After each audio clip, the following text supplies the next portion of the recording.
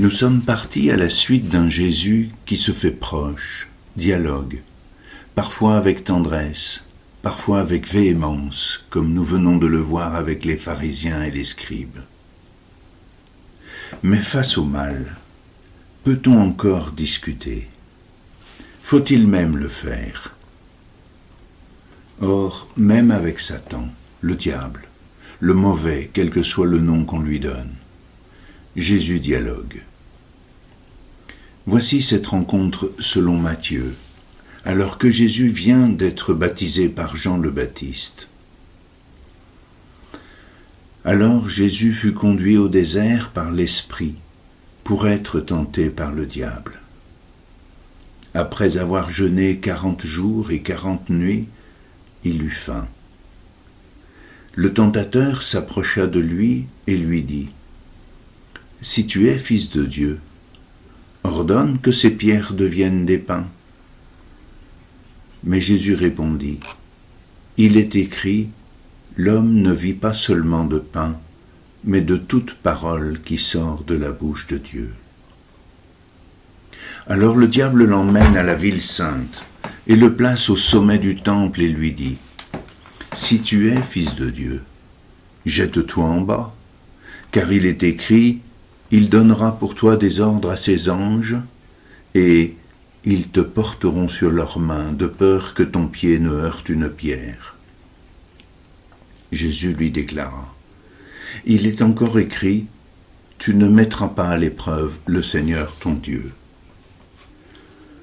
Le diable l'emmène sur une haute montagne et lui montre tous les royaumes du monde et leur gloire.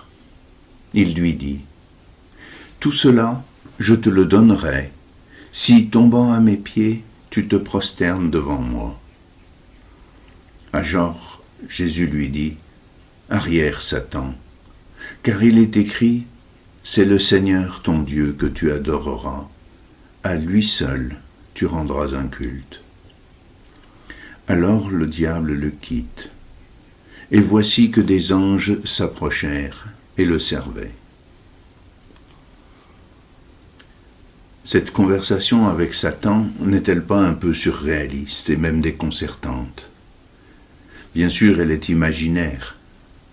Il n'empêche, dans nos mythes, nos récits, nos films, la rencontre avec Satan ou quelque autre démon mauvais est le lieu du combat ultime, grandiose, titanesque. Nous y convoquons toute l'imagerie des exorcismes, des combats gigantesques, dignes du Seigneur des Anneaux, de l'occulte. Les ténèbres fuligineuses et fendues d'éclairs en sont le théâtre. Il y faut du gore, du glauque, du malin, de l'affreux. Notre imaginaire est sans limite. L'Apocalypse qui clôt nos Bibles en est l'archétype. Ce texte décrit chute d'étoiles, ravages, guerres, maladies, famines, épidémies. Il est devenu le signe de la catastrophe, de la destruction absolue.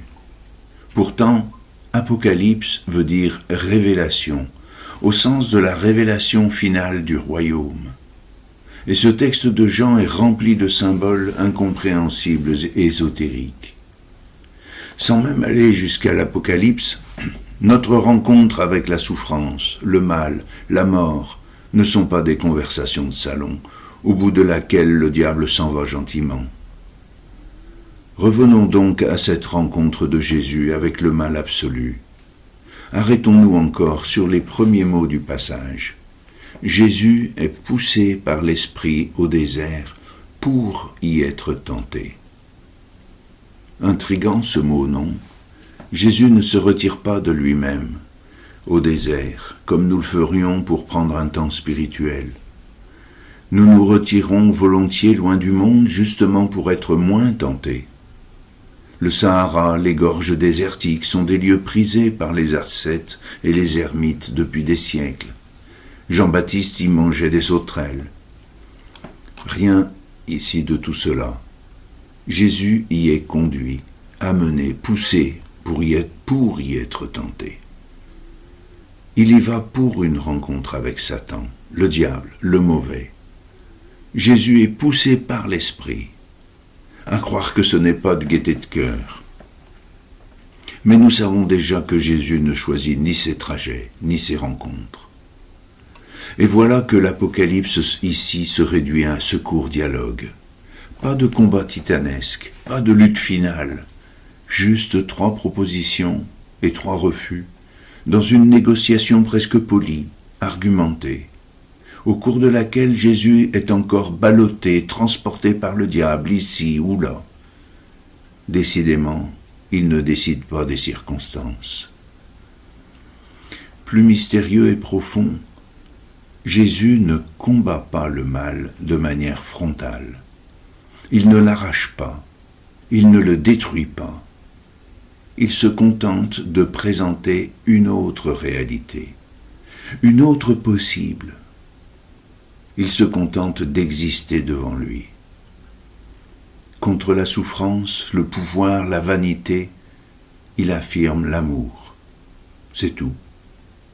Jésus refuse l'affrontement. Il passe à travers. Alors le diable, ayant épuisé toutes les formes de tentation, laisse tomber et s'éclipse. Satan est l'une parmi les créatures de Dieu, créée libre. Définitivement, Dieu ne rejette aucune de ses créatures, n'en détruit aucune. Il lui suffit d'exister, presque en parallèle. La liberté donnée ne sera jamais reprise. Seule, un jour, la mort sera vaincue, détruite. Mais non pas détruite, traversée. Sans victoire. Jusqu'à la fin du monde, elle continuera d'exister. Jésus vient montrer qu'elle n'est pas la fin pour celui qui le veut. Le dialogue entre Jésus et Satan inaugure sa mission. De rencontre en rencontre, il relèvera ceux qui ont cru que la mort, la souffrance, l'exclusion auraient le dernier mot. Comme dit le psaume, avec eux, il traverse le ravin de la mort. Voici un autre épisode raconté par Luc, quand Jésus, dans la synagogue, applique à lui-même une parole d'Isaïe qu'il a choisie. À ces mots, dans la synagogue, tous devinrent furieux. Ils se levèrent, poussèrent Jésus hors de la ville, le menèrent jusqu'à un escarpement de la colline où leur ville est construite, pour le précipiter en bas. Mais lui, passant au milieu d'eux, allait son chemin. Le rapprochement entre ces 2 passages est très éclairant sur la manière d'être de Jésus. Cette fois aussi, les personnages de la synagogue emmènent Jésus sur un escarpement pour le jeter en bas. Lui se contente de passer au milieu d'eux et poursuit sa route. Voici une autre rencontre avec le mal, racontée par Marc. Or il y avait dans leur synagogue un homme, tourmenté par un esprit impur, qui se mit à crier « Que nous veux-tu, Jésus de Nazareth? Es-tu venu pour nous perdre? Je sais qui tu es le Saint de Dieu. » Jésus l'interpella vivement. « Tais-toi, sors de cet homme. » L'esprit impur le fit entrer en convulsion, puis, poussant un grand cri, sortit de lui. Ils furent tous frappés de stupeur et se demandaient entre eux « Qu'est-ce que cela veut dire? Voilà un enseignement nouveau, donné avec autorité. Il commande même aux esprits impurs et ils lui obéissent. » « Es-tu venu pour nous perdre ?» interroge le démon qui sait parfaitement à qui il a affaire. Non, Jésus n'est pas venu pour le perdre. Il exige seulement que le démon rende la liberté de l'homme qu'il tourmente. Ce n'est pas dehors qu'a lieu la rencontre, mais à la synagogue. Cet homme tourmenté cherche Dieu. Peut-être ne lui reste-t-il que l'habitude ou l'obligation, comme certains chrétiens continuent de chercher Dieu. Il est là, quand Jésus est là. Encore une fois, C'est par le dialogue, ou du moins la parole, que le démon est sommé de partir. Il n'est pas détruit. Dans une autre rencontre assez cocasse, les démons iront se jeter dans un troupeau de porcs, qui se jetteront dans la mer. Même chez ses disciples, le mal peut entrer. Ainsi dans Marc. Mais Jésus se retourna et voyant ses disciples, il interpella vivement Pierre. « Passe derrière moi, Satan. Tes pensées ne sont pas celles de Dieu, mais celles des hommes. » Nous avons rencontré ce passage quand nous avons parlé de la relation de Jésus et Pierre. Quand Jésus cite Satan, c'est pour dire à Pierre qu'il agit en tentateur, à la manière de Satan. Matthieu ajoute la phrase « Tu es pour moi une occasion de chute ». Mais quand Pierre reniera Jésus, il n'y aura pas de tentateur pour lui souffler son déni. Seule la peur de Pierre, sa peur à lui, le fera agir. Sous pression, mais librement, par 3 fois. C'est un homme libre, mais si faible qu'il le fera. Pourtant, au dernier jour, la tentation en Jésus sera devenue terrible. Elle ne sera plus dialogue, mais hurlement. Elle ne sera plus dialogue, mais monologue dans l'abandon. La parole ne sera plus avec Satan, mais avec Dieu lui-même, silencieux. Quelques heures avant de traverser la souffrance et la mort. Luc raconte. Jésus sortit pour se rendre selon son habitude au mont des Oliviers, et ses disciples le suivirent. Arrivé en ce lieu, il leur dit « Priez pour ne pas entrer en tentation. » Puis il s'écarta à la distance d'un jet de pierre environ. S'étant mis à genoux, il priait en disant « Père, si tu le veux, éloigne de moi cette coupe. Cependant que soit faite, non pas ma volonté, mais la tienne. » Alors du ciel lui apparut un ange qui le réconfortait.